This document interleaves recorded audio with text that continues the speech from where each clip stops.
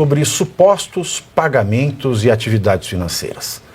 Entre as páginas, a Polícia Federal encontrou anotações como Stefa, 100%, Virgílio, 100%, supostamente em referência à propina paga a cada um dos mencionados, ou seja, Alessandro Stefanuto,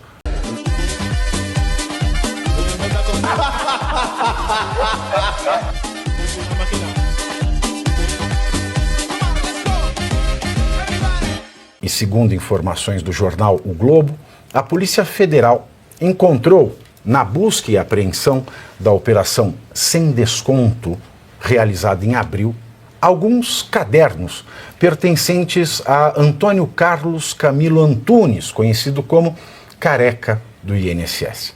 Apontado como epicentro da corrupção ativa na investigação, esses cadernos contêm anotações sobre supostos pagamentos e atividades financeiras.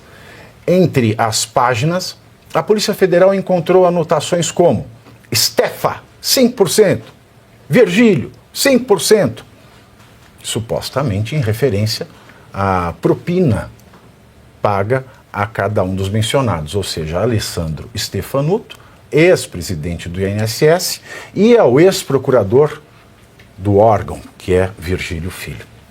O Careca do INSS teria recebido mais de 53 milhões de reais de entidades associativas e de intermediárias. E usaria, o Careca, empresas para prestar serviços de consultoria a associações de aposentado. Tem muito desdobramento essa pauta, mas eu só quero que você coloque um destaque na sua cabeça. Achar um caderno com nome e com porcentagem. Se no caso do 8 de janeiro, do suposto golpe de Estado, com uma folha de rascunho encontrada numa apreensão de gadgets, numa apreensão de computadores e celulares, uma apreensão totalmente ilegal e fora do rito, se acharam um rascunho de uma minuta que fazia referência, talvez, porque nós não vimos a minuta, ela não foi juntada nos autos, porque alguém escreveu o nome de Bolsonaro numa mensagem, porque alguém escreveu a palavra Alexandre de Moraes num rascunho que não foi apresentado. Se só isso tem levado pessoas a cumprirem penas nunca antes vistas na história deste país, penas que jamais foram aplicadas, inclusive, a assassinos de pais, assassinos dos próprios filhos, a traficantes que andam com fuzis e metralhadoras. Se esse fictício, porque nós não vimos até hoje, se esse aventado suposto documento, que é o rascunho de uma minuta, ou de mensagens trocadas em celular que mencionam o nome de Bolsonaro, já o colocam na mira dos nossos, não juízes, dos nossos ditadores, mostra-se aqui que o que acontece contra as pessoas do 8 de janeiro e Bolsonaro é pura perseguição política. Bastaria esse caderno para todos os envolvidos neste escândalo estarem atrás das grades, aguardando o término da apuração de inquérito policial, denúncia e eventual ação penal. Ninguém está atrás das grades, ninguém está proibido de usar redes sociais e, o que é pior, alguns deles ainda continuam tomando conta do galinheiro do INSS. E de acordo com informações do jornalista Cláudio Dantas, Hugo Mota, que é presidente da Câmara dos Deputados, não está disposto, ele está indisposto, a instalar a Comissão Parlamentar de Inquérito, a CPI do INSS. Em reunião realizada ontem com o deputado Coronel Crisóstomo, do PL, autor do requerimento da CPI, Mota alegou que é preciso respeitar a ordem dos pedidos que já foram protocolados e que aguardam análise. Hugo Mota disse, aspas, se a oposição quiser, terá de limpar a fila das CPIs. Fecho aspas. Isso porque existem outros 12 requerimentos de investigações parlamentares registradas na Câmara. Outra nota mental para vocês, meus queridos. Coloquem isso na sua cabeça. O idoso tem ordem preferencial no país. O idoso ele tem tramitação prioritária em processos na justiça, em processos administrativos. O idoso tem ordem preferencial de atendimento no recebimento da restituição do INSS. Do INSS não, do Imposto de Renda da Receita Federal. O idoso não pega fila no Brasil. E por que o Hugo Mota quer colocar os idosos no final da fila? Façam-se essa pergunta. E tem mais. A senadora Damares Alves protocolou ontem uma representação na Procuradoria-Geral da República pedindo a investigação de Carlos Lupe, ex-ministro da Previdência. Também de Volney Queiroz, o número 2, atual chefe da pasta, e Alessandro Stefanuto, ex-presidente do INSS por prevaricação. Prevaricação não, ele está no caderninho, né? Segundo a jurisprudência atual do STF, ele já é culpado de todos os crimes. Porque se ele está no caderninho, que ele não escreveu, isso já é prova para o STF. Ah, mas é só para a direita. Segundo Damares, os 3 agiram com omissão dolosa, permitindo que descontos indevidos em benefícios continuassem sendo aplicados, mesmo com provas das irregularidades. Já no caso do Stefanuto, né, o pedido da Damares fica defasado, porque o caderninho mostra que ele lucrou, e os contratos assinados também.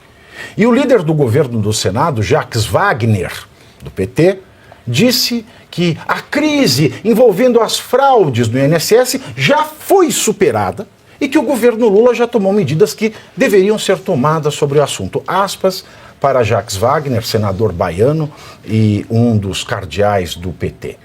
A crise do INSS está extinta. A CGU, Controladoria Geral da União, levantou a investigação. Já prendeu gente. Tem gente investigada. Caiu o presidente do INSS, caiu o ministro. Qual é a crise agora? Bom, fecho aspas e vou ficar sem responder, porque a resposta está na ponta da língua e falar o que eu diria para este idoso pode me causar problemas. O senador petista Jacques Wagner também criticou a eventual instalação de uma CPMI, Comissão Parlamentar Mista, né? Senado e Câmara dos Deputados, para apurar as fraudes e afirmou que existem outras comissões de investigação atuando no Senado. Aspas, mais uma vez, já tem CPI das bets, CPI não sei o que, a casa acaba virando delegacia de polícia. Pois é, só tem bandido, vira delegacia de polícia, né, Jacques Wagner? O governo Lula, para completar a merda, avalia usar dinheiro público para ressarcir os beneficiários do INSS que tiveram descontos indevidos em seus benefícios no escândalo revelado nas últimas semanas. A dúvida do Planalto é como fazer, olha que dúvida, para justificar essa despesa dentro do orçamento federal, já que a alternativa planeja usar dinheiro do Tesouro, ou seja, o meu dinheiro, o seu dinheiro, para devolver aos aposentados deduções não autorizadas. Além disso, o ressarcimento pode ser feito de uma vez só, sem ser dividido em parcelas, estabelecendo um critério para a definição da fila, com a data de nascimento, por exemplo. A ideia do governo é que esses valores sejam cobrados no futuro das entidades envolvidas na fraude. No futuro. No futuro. O futuro a Deus pertence. E ontem, para finalizar esta pauta, o deputado federal Nicolas Ferreira, do PL, publicou um daqueles seus vídeos, né? Publicou um vídeo nas redes sociais sobre o esquema da fraude do INSS. O parlamentar repetiu o mesmo modelo usado no caso Pix, que viralizou no início do ano e foi um dos grandes fatores de instabilidade para a rejeição do governo Lula. Vamos ver um trecho desse vídeo. Claro, vão espalhar a narrativa de que tudo começou no governo anterior. E já percebeu que no governo passado tudo era culpa só do presidente. E nesse governo nada é culpa do presidente? Mas olha só que interessante. As investigações mostraram que os descontos irregulares já vinham sendo praticados há anos, o que levou o governo Bolsonaro, em 2019, a apresentar a medida provisória 871, justamente para combater esse tipo de fraude em descontos. Ele obrigava os sindicatos e associações a comprovarem, a cada 2 anos, que o aposentado realmente estava autorizando aquele desconto. Adivinha quem ficou contra? Acertou. A esquerda. Como não bastasse, em 2022, com votos da esquerda, eles derrubaram essa lei. E o que será que aconteceu nos próximos anos? Bingo! Foi exatamente depois de derrubar esse mecanismo de proteção contra as fraudes que houve esse aumento absurdo de descontos indevidos. Ou no português claro, aumento absurdo de roubo contra idosos. Desenhando porque eu sei que tem gente que só entende assim. 2019, Bolsonaro faz lei para proteger esses idosos de fraudes. 2022, esquerda derruba essa lei no Congresso. 2023 e 2024, explosão de fraudes. E ainda tem gente surpresa com isso. Não foi o Alckmin que disse: o ladrão quer voltar à cena do crime. E de fato voltou. Não é à toa que o relatório do próprio INSS mostra que o governo tinha ciência e sabia como barrar os descontos desde 2023. O Tribunal de Contas da União também sabia da denúncia desde 2023. Desde essa época, poderia ter ajudado as pessoas que foram vítimas, mas o julgamento ficou parado por mais de 1 ano, por um ministro do TCU indicado por Lula. E o sindicato investigado era do irmão do Lula. E o filho do Lewandowski, ministro do Lula, advoga para outra entidade acusada de fraude no INSS. E mais, preciso da sua ajuda para poder pedir para instalar a CPI dos roubos dos aposentados. E será lá nessa comissão que vamos investigar mais a fundo e poder colocar na cadeia quem foi responsável por isso. E aí sim, fazer com que eles devolvam esse dinheiro, não que você pague essa conta. Vá até a rede social do Hugo Mota e Davi Alcolumbre e peça para que essa comissão seja instalada. Tá vendo? Nicolas aí prestando um grande serviço à sociedade, esclarecendo e varrendo as mentiras. O Flávio Dino disse algo ontem, né? Com fake news não se brinca. E o que os deputados e senadores e petistas têm feito nas redes sociais é mentir. Mentir descaradamente, mentir de maneira abjeta. E o Nicolas mencionou, né, a sentada em cima que o Haroldo Cedras, do TCU, vem adotando como procedimento sobre processos que envolvem essa tungada, esse escândalo, esta vergonha, esta maior vergonha da história do país, porque é um roubo a aposentados. O Tribunal de Contas da União se reuniu hoje pela primeira vez desde que o processo relacionado ao escândalo do INSS virou bate-boca entre os ministros. Na semana passada, com a suspensão da discussão sobre o caso. O relator Haroldo Cedras, aquele que diz que a imprensa está de fake news, não incluiu o tema na pauta de hoje. Olha que bacana, era fake news que ele estava sentando em cima, e o que ele faz? Não incluiu o tema na pauta de hoje.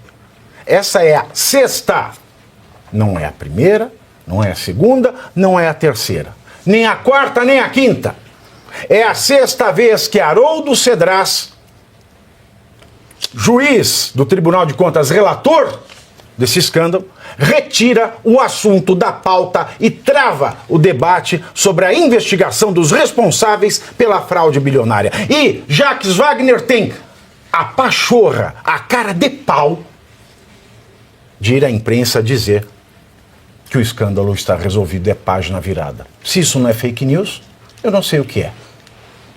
Além disso, o ministro do TCU, Bruno Dantas, passando por cima desta falta de vergonha que vem sendo registrada pelo Haroldo Cedras, determinou que o INSS explique em até 15 dias como vai devolver os valores descontados indevidamente por entidades associativas.